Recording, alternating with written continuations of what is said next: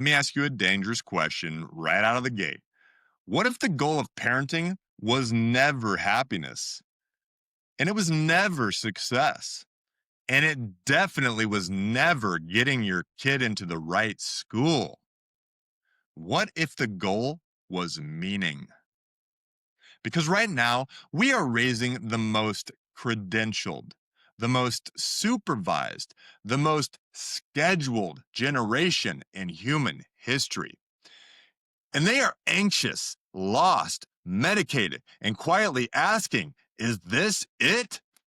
Come on, parents. What are we doing? Last episode, we talked about control. We talked about overparenting and why letting go feels like emotional amputation. Today, we're going to finish the series by talking about the thing nobody wants to admit. You can do everything right and still raise an empty adult. And let's talk about why. Because number one, raising a straight A zombie doesn't do anything for them. I mean, they can go ahead and they can click on, the right box on the computer and they can write, they can dot the right I and cross the right T, but they don't know how to act as healthy adults, right?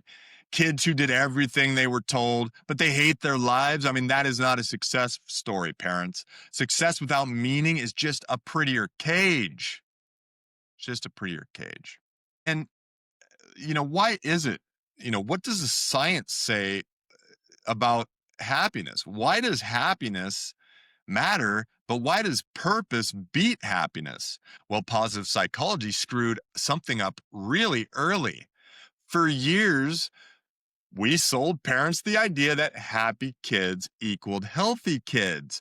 Wrong. Research from Frankel and Baumeister and modern meaning based psychology shows something really uncomfortable. And parents, everyone, I know you're not going to want to hear this, but here it is. Humans don't thrive on happiness, humans thrive on purpose plus responsibility. Happiness is a byproduct of meaning. Meaning is the engine that drives that car right to nirvana, baby. And studies consistently show that meaning predicts things like resilience, right? Better than happiness. I mean, being happy doesn't make you tough. It doesn't mean that you can handle life situations, right? Purpose buffers anxiety and depression. I mean, these are people who are able to sort of stave off the lows of life. I mean, people with responsibility suffer less when life gets hard. Why? Because they can handle it. They've been there, they've done that. It ain't nothing but a thing, baby. And yet, modern parenting tries to remove every obstacle, every little discomfort, and every failure. Teachers, why did you give my kid that F? Because they suck. This means kids never develop, right? Psychological weight bearing capacity is not there. They never developed identity earned through struggle. I mean, they never earned any internal motivation. They just want reward after reward after reward. We didn't raise fragile kids by accident. We raised them by design. I mean, guys, this stuff is backed by science. Frankel's concentration camp findings, these show that when these survivors, when these people in the camps, they had meaning in their life, right? They were more resilient and they had a much better sort of chance of full lifetime outcomes. I mean, right from Baumeister, happiness is feeling good, meaning is doing good.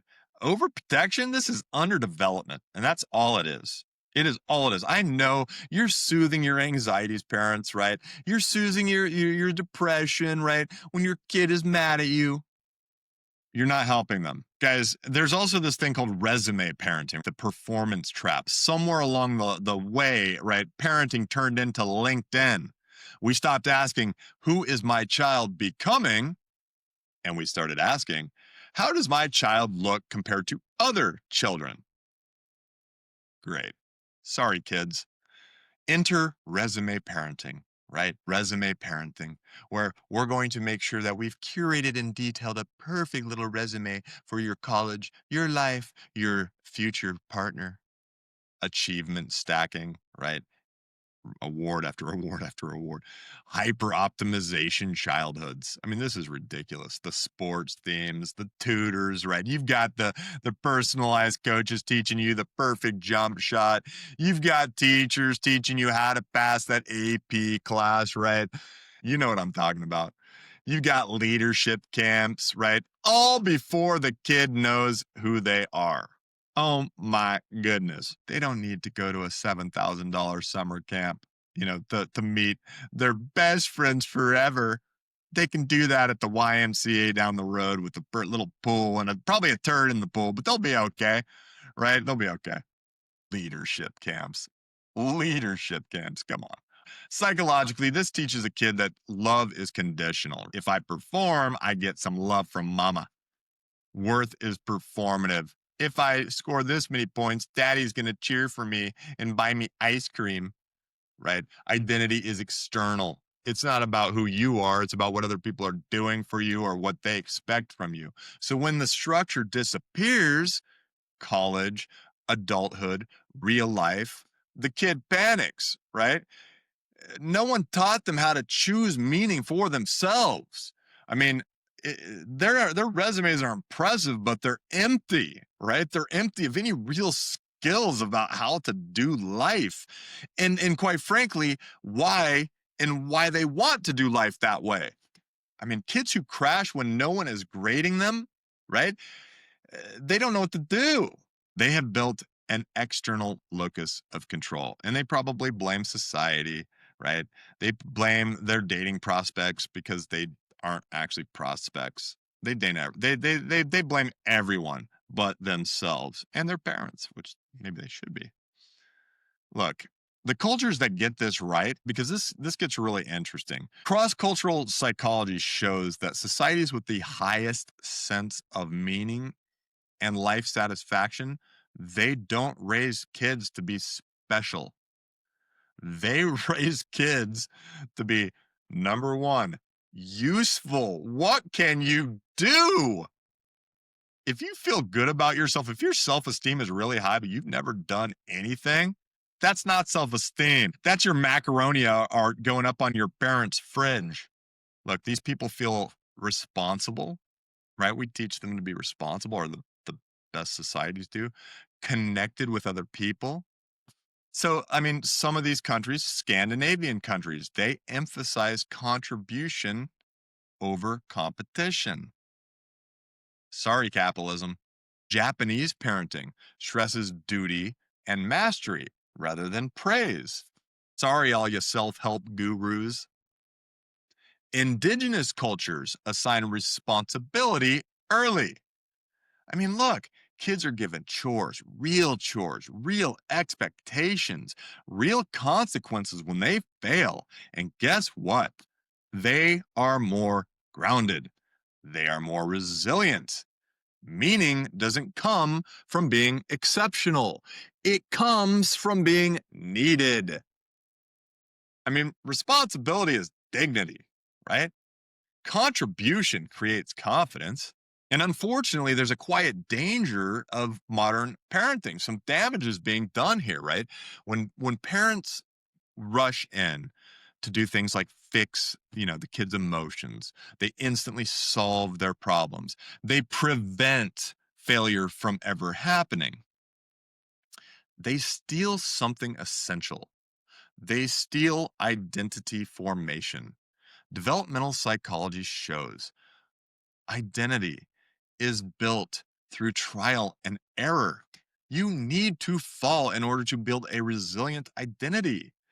It's built through failure and despair and repair, right? Give them the tools, teach them how to use the tools to repair once they've failed. Autonomy under pressure, right? This is really important. Feeling like you can do something yourself and you don't need mommy or daddy to swoop in and make every little boo boo go away. I mean, when parents interfere too much, kids don't learn things like emotional regulation on their own. They don't learn how moral reasoning works or even have any. They don't learn to trust themselves. They outsource decisions when they become adults. They fear mistakes. They collapse under criticism, not because they're weak, because they were never allowed to become strong in the first place. And that is not their fault. You're the parent. Act like it. Guys, you don't build confidence by removing weight. If you remove the weight, you build learned helplessness. Anxiety is an overprotection symptom. All right. Enough diagnosis. I've been railing on you guys for too long. And here's what the parents can actually do. I'm bringing you the blueprint because, again, at Planting Thoughts, just like Plant the Spark, we always bring you the practical tools to make your life better. All right? Here's what parents can actually do. Number one, simple, shift from protection to preparation.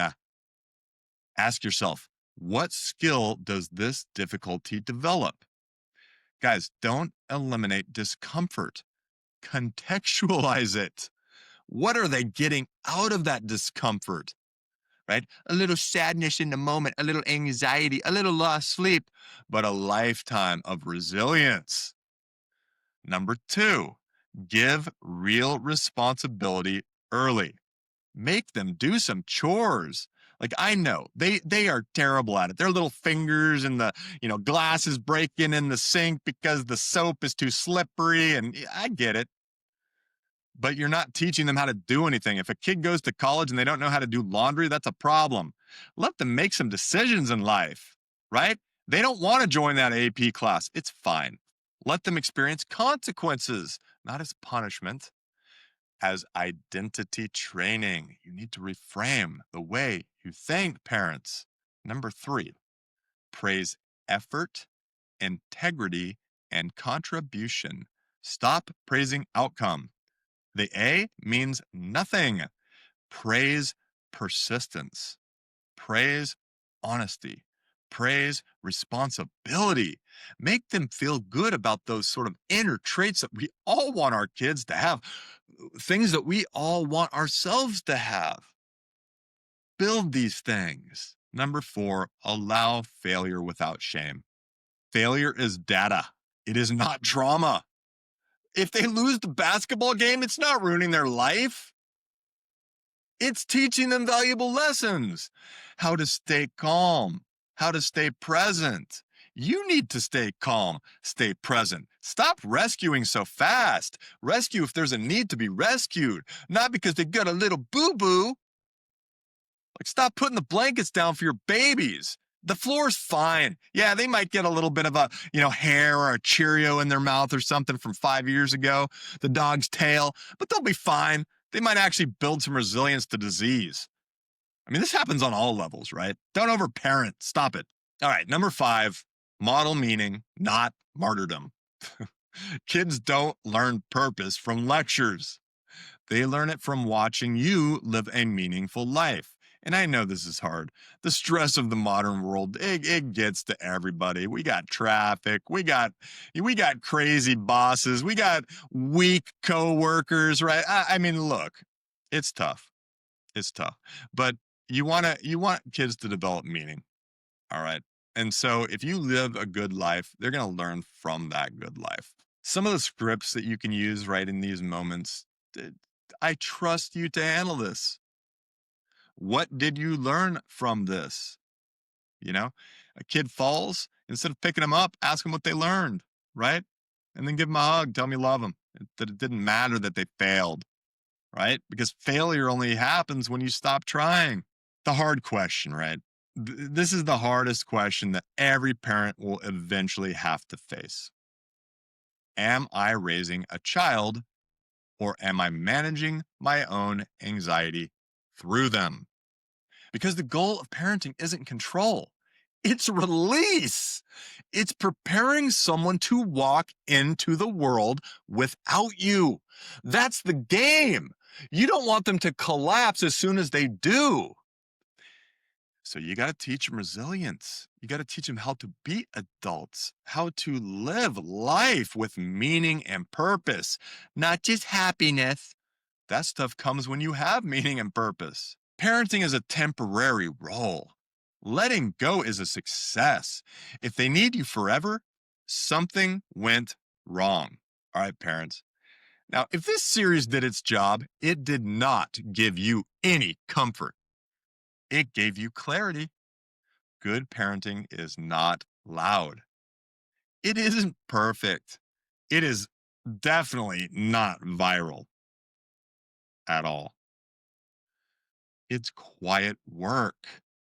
It's long term thinking. It's choosing meaning over appearances. And if you're willing to ask the hard questions, sit with discomfort, and let your kids struggle just enough to grow, you are already ahead of the parenting curve, my guys. If this episode made you uncomfortable, good. That's where growth starts, baby. Subscribe, hit that like, share it with a parent who needs to hear it. You know who I'm talking about. Bulldozer Johnny and Helicopter Tammy. And as always, plant the thought, baby. Come on now.